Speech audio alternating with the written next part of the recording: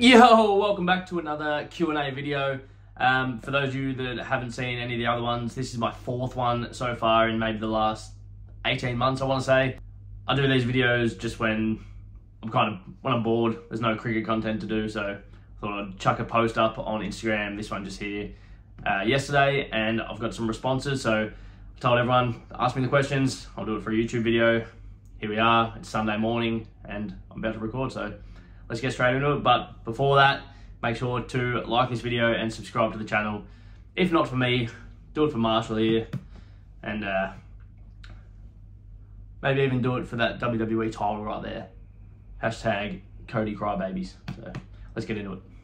Alright, so the first question here, I'm going to go in order of when they came in. So first question is from Lasbird33 ___. So Larry Bird, I'm assuming. So I'll put the questions up here as well so you can see it as well.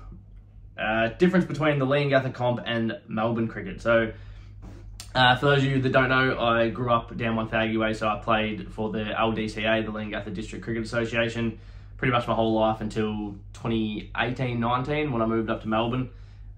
Played for the Deep Dean Bears and then now playing for Brighton Cricket Club. Our season's just come to an end, but that's where I am now. So the major difference, I'm assuming they're probably more asking like from Ldca through to now playing Vic subbies.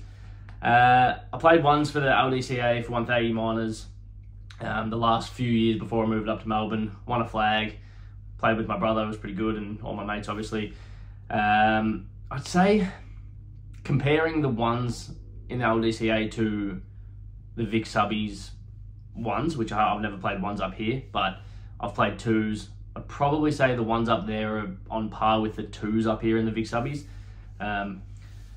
Like, I'd say it's more depth. Like, up here they probably have more depth per team rather than down there. It's kind of, you get like the 3 or 4 gun players, and then by the time you get down to the other, like the 8, 9, 10, 11th player on the team, it's a little bit more of the lower end that probably, I mean, not that I'm the best player ever, but like I opened the batting down there a little bit in my last couple of years. I made plenty of runs. I've won a Cricket of the Year for A grade, and I've won batting average. So I've had an okay time down there the last few years that I was there. But yeah, I'd say it's more just the depth. The talent pool down in the country just isn't the same as up here. Obviously, there's more population in Melbourne than there is down in the country. The gun players that you get down there, like if they're not just born and bred down there and they stay down there their whole life, it's players that they'll pay to get down there from here. So yeah, it's just the talent pool is not as big to pick from with your team. So you end up with the top end talent are really good, but then it drops off a little bit. So yeah, it's mostly just the depth. All right, next question I got asked was Just Hardy 24. He says, who will you be playing winter cricket with? So I got a message a couple of weeks ago when I first mentioned what I should do in the off season. Someone messaged me on Instagram and said, hey mate, we play winter cricket. We saw that you mentioned that in your video, so we thought we'd jump on and send you a message and try and get you across. To be honest with you, I don't even know what the team's called. I did get told, but I've forgotten. I'm drawing a blank. It's somewhere near Blackburn, I believe, which is only like 15-20 minutes away from where I live. So I looked at it and I thought, oh, it's pretty close to where I am. It's nine games in a 15-week period. I think the 15 weeks is just in case there's washouts. So yeah, I think it's maybe Blackburn, but I'm not, don't hold me to that, I don't know. I'll put it up here because I will have a look now and I'll get into it. But yeah, I believe it's Blackburn, maybe, we'll see. Next one is from Steve.Luxo? I'm not sure if I'm saying that right, but what prep should I do for my lawn coming into winter? I have Santarana Cooch, cheers, legend. Well, the oval I work on is Santarana Cooch, and we are doing renos starting tomorrow. So what we're going to be doing, tomorrow I'm going to be scarifying the entire oval to open up some lines and create a seed bed for the rye seed to sit in. So scarifying on Monday, and then I'm going to be oversowing with rye seed on Tuesday, because football season, having cooch isn't very good on a football field in winter. So we want to get that ryegrass up to protect it a little bit. And then typically we would top dress as well to hold the seed down, give it something to grow onto and like attach to and then shoot up. But we're not top dressing this year, unfortunately. So pretty much all I'm doing is scarifying, seeding, chucking down some fertiliser and some weaning agent, and then just hopefully we get a good strike rate. But for the lawn at your home, you don't need to oversow, because like you're not playing sport on or anything like that. So if you want to just do like a minor renovation, I'd probably say just maybe give it a light groom. You can do a top dress and a seed if you want to. Get down a lot of fertiliser at the moment, get it healthy before we really get into that cold weather, and it should hold on alright. But I mean, if it goes dormant, it goes dormant. Cooch is going to do that, and then come spring, that's when I would be doing my big renovation on Cooch, like giving it a heavy scarify, leveling it all out, and chucking down some fert, give it maybe a core or some sort of aerate verti drain. But right now, if you don't care too much about it coming into winter and going into dormancy, I wouldn't oversow with ryegrass. But if you want it to stay green and look really nice throughout that period, definitely oversow. And yeah, that's basically what I'm doing. So yeah. Next one is from William_Forsberg21. Favourite Saints player of all time? There are a lot to choose from. So I've been a Saints fan most of my life, up to when I was maybe like 6 years old. I think I became a Saints fan. I started off as a Carlton fan because my dad, and then for some reason I was a West Coast supporter. Had a long sleeve, like woolen West Coast jersey, and then yeah, jumped to St Kilda because my grandma goes for Saints. My pop goes for Richmond, so my brother went for Richmond, and they ended up obviously winning more flags. So I don't know if I made the right decision, but I stand by the Saints. Had a good win the other night against Collingwood, so that's good. But all-time favourite Saints player, there are loads to choose from. I thought about it last night. Aussie Jones was one that came to mind, because I used to love watching Aussie Jones play. Just a short guy, like 5'9", played on the wing, a little bit of like back flank, I believe. Kicked goals still, was quick, explosive. He was good to watch. Spider Everett, I remember him as well. Grew up with one of his nephews as well in Montague, so we knew Spider a little bit. We met him a couple of times. Good bloke. A few antics and stuff. He had the look, like a real different look on the field as well, so he comes to mind. And then you get into like when I really liked the footy and really came into like being a Saints fan in the late 2000s, like mid 2000s, late 2000s. We started going to grand finals and stuff. I really started getting invested, and obviously Nicky Rewalt, Lenny Hayes, Brendan Goddard, Robert Harvey as well, I forgot to mention him. All top tier players, great to watch. But I'm gonna go with the big G Train, Fraser Garrick, just an absolute monster of a man. Good to watch, just big bloke, big grabs, just a freak. He's angry looking dude. Like you would not want to rub him the wrong way. He'd get dropped. So I'll go with the G Train. Another one from William Forsberg21. How long have you been a groundsman? I started my apprenticeship in sports turf management when I was 19. So 12 years now. Would have just ticked over 12 years in January. So yeah, just did my apprenticeship with the council down in Montague, the Basco Shire Council. Moved up here after doing that for 6 years down there. Apprenticeship finished after 4 years with the council. It's typically a 3-year apprenticeship, but council sometimes holds on to you for 4 years. Yeah, moved up here and then just fell into the job that I'm in now, and yeah, been at BGS since 2018. So I've been there almost 6 years as well, since May 2018, I believe. So yeah, long answer short, 12 years I've been doing turf management. I've only been doing cricket wickets since I got to Brighton Grammar though, so I've only been doing wickets since 2018, so 6 years. Favourite subbies ground so far, by Chriso199. Favourite subbies ground you have played at so far? Typically I've been in the 3s. I've only played a couple of games in the 2s. Like 3s and 4s grounds are very different to what the 1s and 2s play on, because they play on like a higher level ground. So all the grounds in the 3s and 4s aren't really great, but one ground that I got to and I was like, fuck, this is actually a good ground. Like this is really good ground. Was at Croydon a few weeks ago. It was just in great condition.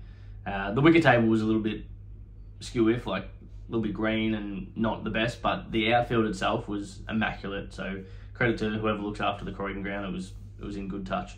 So yeah, I'll say Croydon. This one comes from Riley Radford 09. What is the best bat to use for an under 15s player? I mean, I'll say Icon. Any bat from Icon is good, but I mean, any bat that you can pick up and you just feel comfortable with. Like there's no set rules for what is a good bat for an under 15s player or for a first 11 player or anything. It's just whatever you feel comfortable using, whatever suits your strength, your weight, your height, everything like that comes into sort of play when doing these things. So I'd say just go to a cricket shop, pick up a few, ask the staff for some help. They might find what the right size for you is, the right weight, everything that you can sort of feel comfortable swinging around. You don't want something too heavy if you can't lift too heavy, but you also don't want something too light if it's just not the right fit for you, or something too big, like lengthwise if you're a short guy, or if you're a tall guy, you don't want something too small. So better off asking the staff at a cricket shop, getting sized up properly, and you'll come away with a good bat that suits your playstyle. Next one is from Ldca. Not a question, just here to say you're an absolute legend and I love your content, with a couple of these emojis. Yeah, not a question, but I really appreciate the message and the sentiment behind it. So thank you a lot for saying that. I've been getting a lot of messages lately on Instagram of appreciation after our cricket season finished, and people sort of sending me messages and saying thanks for the season and all this from all around the world, really. Like I've got a lot from the UK, a few from New Zealand, Australia. There was even a couple in like the Caribbean. So it's really good to hear people are enjoying the content, and I feel like this cricket season the content really stepped up its level of production. Like last year I was sort of a little bit weird about doing it. I wasn't sure if I wanted to do it on the field. I felt a bit embarrassed almost, or nervous to get the camera out. But this year all the other teams knew about it. They've seen the videos in the past, they love it. I'm friendly out in the field with all of them anyway. Like I just go out, have a laugh and talk to everyone, so it's good. And yeah, I feel like I've really stepped up my production value with the YouTube videos this year, and it's shown with the subscriber rate and the views that I'm getting now. So I really appreciate any words of support and kind words that are sent to me. So thank you again, Ldca. I do appreciate it a lot. Next one is from Finn.Panazzo. I hope I said that correctly. How are you so good at preparing decks? I don't know if I'm good at preparing decks. I honestly just think I'm an average curator. I put a lot of time and effort into my work. I'll say that. Like, talent only gets you so far with anything, but like hard work trumps talent when talent fails to work hard. So I'm a bit of a perfectionist.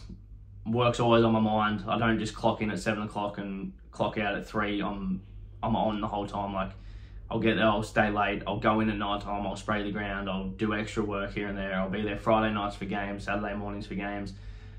I'll go in there. I went last night to take the sight screens off and put the ropes up and all that sort of things. It's the little intangible things that not everyone thinks to do or not everyone wants to do that sort of gets you above the other people that are around. Like, yeah, I guess it's just a work ethic type thing and like a perfectionist type of mentality. But like I said before, I've only been doing the pitches for like 6 years. I've leaned on a lot of people in the past to help me out. So when I first started, I was reading a website by John Shannon, who is Melbourne Grammar's curator and first 11 cricket coach. So he wrote a big book online as well for how to prepare cricket wickets. So I read that religiously throughout my first season and a half of preparing wickets. Then once you sort of get a hang of what you're doing and you find out what works for you, because obviously every wicket table is different, you find out what works for you and where you're at, you sort of get a hang of it. The guys, Adam Thorne from Grass Up, lean on him a lot early days, even still today. I was messaging him this morning about some stuff. So I've just had a good support of like people around me, good network support.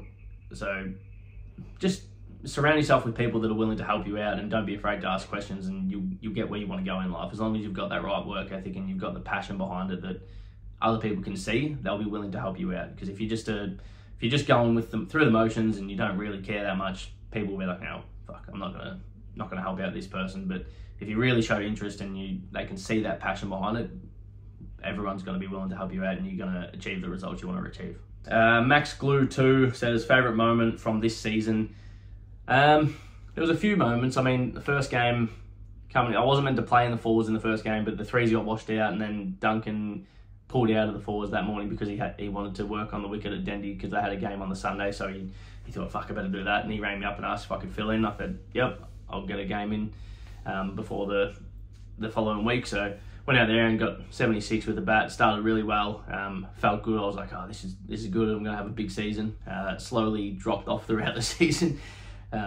Standard by me, just start high and then work my way down. But I think the standout for me was my first game in the twos this year.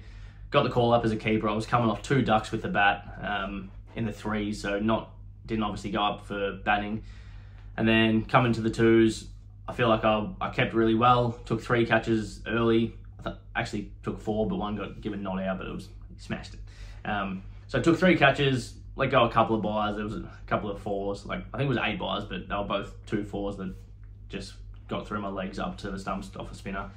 And then that same day I came into bat when we were 5 for 50, and just locked in, got through.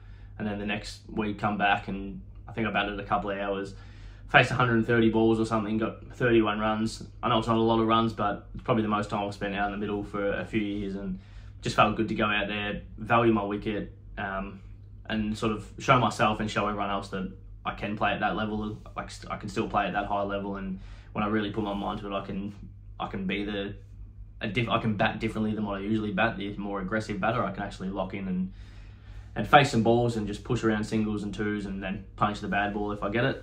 So yeah, I'll probably say that my debut in the twos and then staying up there the next game as well. So yeah, the debut in the twos. All right, this next one is from Osto14. I play cricket with this bloke. He says, when's the POV boxing match vlog against Duncan coming out? Not happening. We had a silly Saturday yesterday at the club and everyone tried to make it happen. They tried to get Duncan and myself to box each other and wrestle each other. Yeah, it's not going to happen. We get frustrated at each other sometimes, and like we work so closely to each other all the time that there's bound to be a couple of blow-ups here and there. And we play cricket together. We see each other throughout the cricket season. We see each other every single day except for Sundays, and like most nights as well with cricket training and playing cricket. So a few little blow-ups here and there, but no, we love Duncan and we get along. It's all good. We're not gonna have a boxing match. This one I'm probably gonna butcher, but _ it's.akatha02. How many centuries have you scored? I've only scored the one. Made 111 against Fish Creek in 2013/14 season. Unbelievable game by me. I remember that game very vividly. We bowled first. We got Fish Creek all out for 290, 300 maybe. And then I came in when we were about 4 for 150, 140. Batting number 6. I was on the verge of getting dropped as well. We were the top team on the ladder that whole year.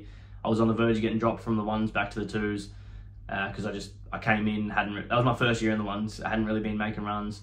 And then I overheard the captain and a few players sort of talking, saying that I was going to get dropped if I didn't make runs. And I played with my brother, and I lived with my brother at the time, and he kept just like trolling me and throwing shit at me saying I was going to get dropped and I've been playing crap. And I was like, yeah, fuck, probably am. And that morning I actually said to my grandma, I'm going to make 100 today. I'd never made 100 in my life. And I said to her, today I'm making 100. Don't know why I said that, but went out there. We got the win. We passed them. I think I was on about 80. Went to walk off the ground. We're on about, it was like a 40-degree day. Went to walk off the ground and the captain yelled out, no, keep going. You're close. Because you don't actually have to stop playing when you pass the score. Like it was you could continue batting and then send the other team in again if you wanted to, whatever. And I was like, close to what? And I was like, no, keep going, you're close. I was like, what the fuck? So hit a few more runs, got the 100, raised the bat, went to walk off again. They went, nah, we'll keep playing the whole day. And I went, fuck. And then I ended up getting stumped on 111, but I was absolutely cooked. I remember walking off the ground after I went out and I was just overwhelmed with emotion. Everyone clapping, and like, I'd love to get 100 again because it just felt amazing. So I envy those guys that get 100 all the time, but I guess when you don't make them often, it means more than if it's just another day at the office. So I remember having a cold shower and I just started crying in the shower, just thinking, I've done it. I've made a massive 100 in the ones. This is good. Got us the win. We went on to win the flag that year as well, and playing with my brother, it was great. So just the one. To answer your question, just one. Next question is by Rocco Marciello. I hope I said that right. Are you going to continue to play at Brighton Cricket Club? Ideally, yes, because they're very close to where I work. It makes it easier going to training and playing games as well, especially working on a Saturday morning and then having to get to a game straight after work. So if we're playing at home, I don't have to rush around. It's extremely close, 5-minute drive. And if we're playing away, typically the games aren't too far away from where I work either. So that's why I'm playing at Brighton Cricket Club, and most likely I'll be there next year. If not, I'm sure you guys will know about it. Unrestricted free agent, I guess, but ideally it'd be at Brighton Cricket Club, yeah. Next one is by Jake.Pulis. Don't know. Where would your dream place to work for turf? MCG, Marvel Stadium, Amy Park. There's been a few jobs come up recently. Marvel had a couple of jobs come up that I saw, didn't apply for. The MCG's just had a job come up, but that's for like the main guy at the MCG, and I don't consider myself to be a main guy at a massive, like one of the world's most prolific stadiums type of guy. It would be cool. I've spoke to people that have worked at the MCG, and I mean, I think they've got a lot of staff there, so you're kind of restricted to doing certain things. It would be unbelievable to have on your resume and to be like, oh, I work at the MCG, and being there for cricket matches, being there for footy games. It would be very cool. And I would definitely do it if the right job and opportunity come up. I'd love to work over in the US doing like an NFL stadium or a baseball stadium, maybe even college. So I guess at colleges you'd probably get more variety of the sports that you're doing. So like you'd be doing obviously American football, you'd be doing baseball, like field hockey, lacrosse, fields, like all that sort of stuff. So you'd probably have more variety and you wouldn't get as bored because you'd be spread out around doing multiple like campuses and grounds. So yeah, but I don't know. I honestly have no idea really. Sorry. Another one from Jake.Pulis. Will you be moving on from Brighton soon? I just answered that question to the other one. I'll move on from them whenever the time feels right, I guess. And if any other opportunities come up, it's all sort of based around where I'm working, what I'm doing in life. So at the moment, it's convenient to play there. I like playing there. I like playing with the boys. So that's where I'm at the moment. If things change, then yeah, you guys will be the first to know about it. Next one is from Just Lynn CB. Tips for batting. I love you. Illy too. Tips for batting. I don't know if I'm good enough to give batting tips to anyone at the moment. Because I can give you tips, but I don't really follow them myself. I'd say just train a lot of times, put in the work at training, and just be confident in yourself. You got to remember that cricket's a game. I started enjoying cricket more when I started looking at more as just, I'm playing for fun. I'm playing cricket to have a laugh and to play with my mates and everything like that, rather than taking it super serious. Because if you're taking it, like, unless you're wanting to get to the top level, but if you're going out there and all week you're nervous to play and you're putting so much pressure on yourself, and then if you do make not a lot of runs, you're angry, you're frustrated, everything like that, like, you're just gonna start hating it. So go out there, have a laugh, whatever happens, and you'll eventually find a groove and you will make runs and you'll start enjoying your cricket a lot more. So just focus, stay confident in yourself, back your skills, and yeah, just watch the ball, I guess. Watch the bat on ball. But once again, I'm not the best person to give batting advice for. Next one is from Ompi_99. What made you choose to create cricket content? Well, I was doing a lot of work content, like based around, like, obviously creating cricket pitches and footy grounds, whatever, doing all that sort of stuff, showing off that. And then things changed at work where I had to get videos approved for work content. Still have to do that. So that's why I'm not doing many videos at work anymore. It's just a little bit of a hassle. People kick up a stink with certain things, and yeah, it's just kind of annoying. So I thought I'll start videoing myself playing cricket. And then I think Duncan might have said, oh, you should get a camera, or someone said get a camera and put on your helmet. And I'd seen a couple other people on YouTube doing it, like the Cricket Club Badger over in the UK, and We Cricket, Cricket District, all those guys, and thought that could be a bit of fun. Tried it out, took a little bit to get in the groove of it, and then yeah, now it's really sort of taken off. And I think that's the audience on YouTube that my videos have really sort of popped off for, and that's what people watch it for. So I've noticed like the views on every other video don't really get many. Like this video is probably not going to get many views either. But yeah, the cricket content's good, it's fun. As soon as I finish playing, I go home, edit the video, and then post it the next day so you guys can watch it without sort of waiting too long or looking at the scores online and finding out what's happened.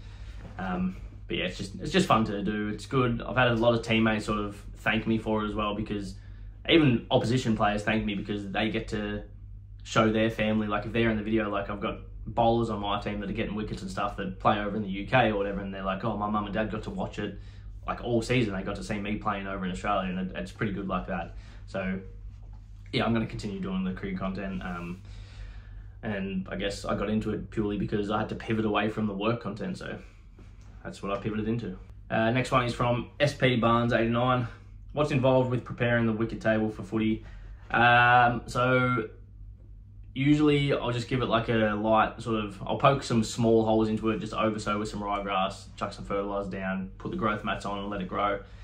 This year, because a couple of pitches on the wicket table got overused this year, there's no grass coverage at all, so got to be laying some washed Santarana Cooch turf on those 2 pitches to get some Cooch back in it for next season. Footy will play through it, they'll push it into the clay for me, it'll go dormant, whatever, it doesn't matter, but when the weather heats up again in spring and footy's finished, it'll have that nice Cooch through it as well, and that'll start thriving. So I'll oversow the other pitches on it with the ryegrass, but those 2 will stay as Cooch, and then come spring we'll do our proper renos coming into cricket. Next one is from Xavier_Bright09. What's the hardest part about making/editing the videos?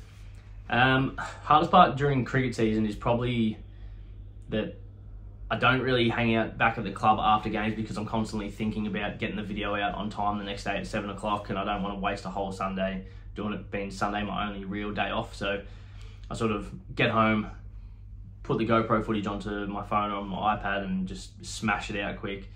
The hardest part about it is probably rewatching everything or remembering, because I used to rewatch the entire thing and it just takes too long. So it's trying to remember key moments that have been said in the game.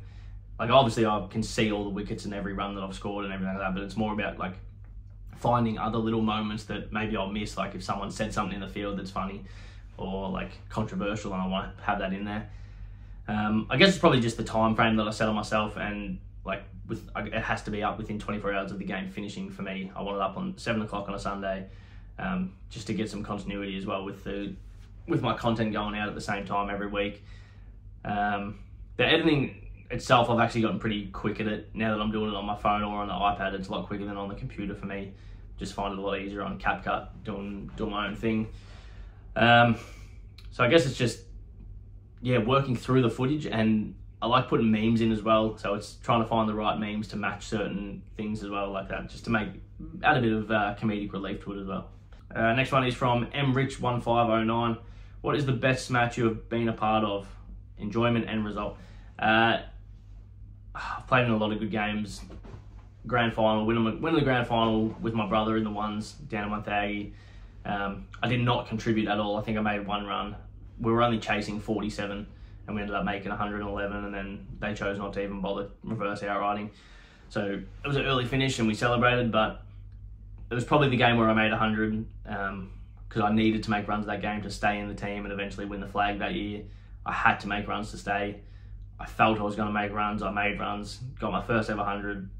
It was that. Yeah, it has to be that game. This one is from Jack_Bidgood_cricket. What is your highest score and what is your highest score that you would want to have? My highest score is 111, same game as the one I just mentioned. Highest score I'd want to have, anything that I could get, any more than that, like infinite. Like I don't know, I can't really set a total that I would want to have, because then I'd want to have more than that. It'd be good to just get any sort of century, and a big ton of that, like a meaningful ton, would be unreal. I don't know, let's just say 158.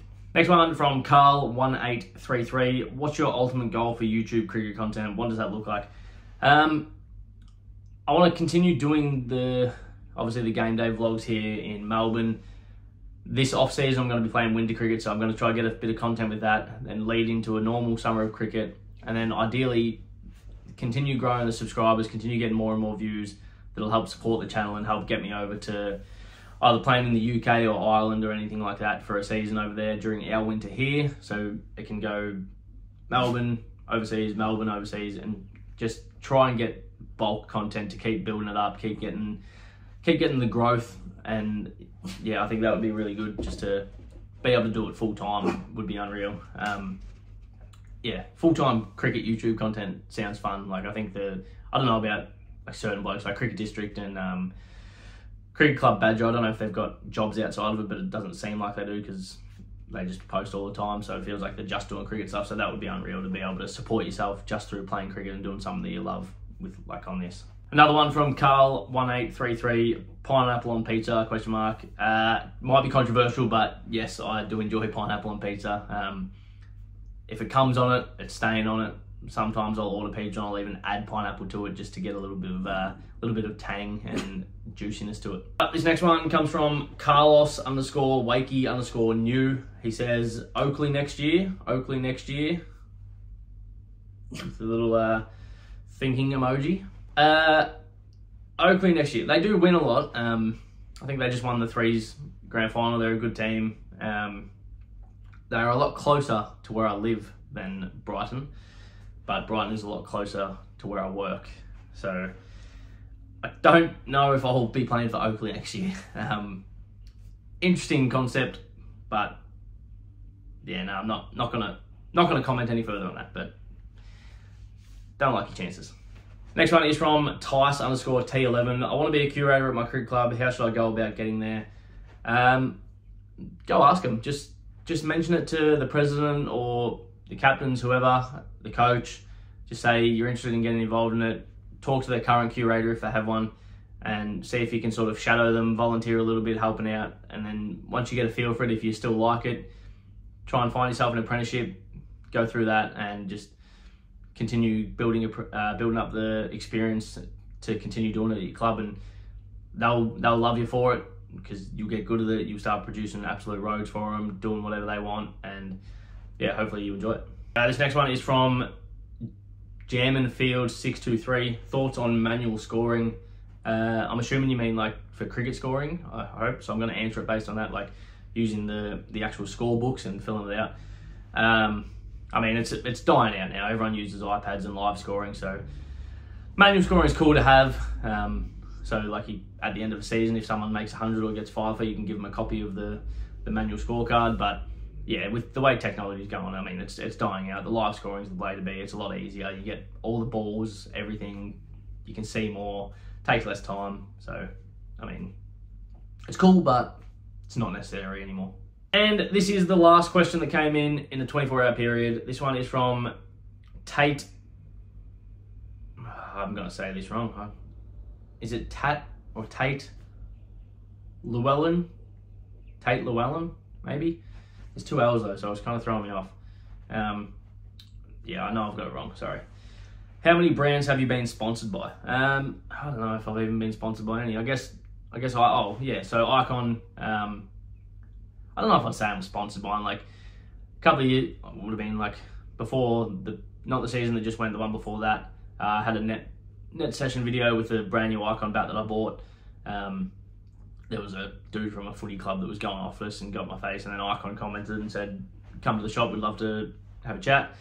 Went there and did a video of their new store there, promoted the Icon store, and I've been using Icon bats for years anyway, but yeah, they hooked me up with a little bit of kit, bag, pads, gloves, a couple of hoodies, not a bat because I just bought one.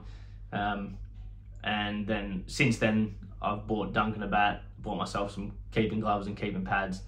But I paid for all those, got a discount on it, and obviously I'll provide you guys with the 20% discount code, but I don't get anything from that discount code. It's just strictly to get Icon more exposure and help them sell some things. So if Icon do watch this, I think I'm due for a new bat. It'd be good, mine snapped not long ago, so I'm using the one that I bought previously.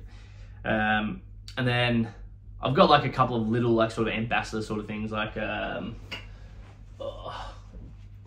Just Initial stickers sent me a bunch of like Ldca stickers for like Ldca vlog ones, my Instagram handles, everything to go on my cricket bat. So Just Initials, I've got a discount code for them. I believe it's Ldca 5000, and you get a discount code if you want some custom stickers made up for your bat as well. I've done a few like sponsored posts and stuff on TikTok for like Ryobi, HelloFresh. I'm trying to think of some, but I can't really. I know there's a few more, but I can't think of them. Like there was some for like not really getting paid with money, but it's more like paid in products, but yeah, I honestly can't really remember. There's not a whole lot. There's maybe been 5 in the whole few years that I've been doing this. Hopefully that grows up, because I'd love to get more, because I'm not going to say no to, well, I have said no to a couple. Like Temu reached out to me. I don't know if anyone shops at Temu, but I've never bought anything from Temu, and they were like, oh, can you do a video? And I was like, this doesn't really make any sense for me to do Temu like shopping stuff. Like, so I said no. Like unless I bought like a cricket kit off there, but I looked it up and they didn't have any cricket stuff. So it would have been cool to buy like a cheap cricket bat and maybe go use it in a net session video and yeah, just troll them, but nah. Yeah, I think maybe like 4 or 5 sponsorship like posts, sponsored posts and stuff like that. And then I suppose Icon maybe sponsored. I don't know if I can claim to be an Icon sponsored player, but yeah, we'll say 4 or 5. Before I get to the end of this video, these bucket hats by Wrongin Hats, Big Ghetto bucket hat. They're different than the ones that I had previously, which were the tan colour. They were AS colour was the brand, and they had, so the same as this, but it was screen printed on. This is the Big Ghetto embroidered, so it's actually stitched on, it's embroidered. They fit good, they come from the UK. I've got a bunch of them coming in the mail. They should be here hopefully this week. So if you want one of these, stay tuned. And yeah, look out for these, because I'm going to be putting these on sale very shortly. And they're not going to be super expensive. They're going to be good price. I told the guys at Wrongin Hats, they wanted a bit more, and I was like, I don't think I can sell them for that much. I want to actually just get them out. And they were like, yep, sweet, we'll go a bit lower. So if you want a Big Ghetto bucket hat, I know we're coming into winter, but they'll be shipping worldwide, I'll assume. So if you're in the UK and you want some, they're a UK-based brand. We can make that happen very easily. So Big Ghetto bucket hat, embroidered logo, comfy, nice fit. If you want one, let me know. Alright guys, that is the end of the video. Hopefully you guys liked it, you subscribed, maybe you stayed this long, maybe you didn't. All good. As always, thanks for watching, and bread.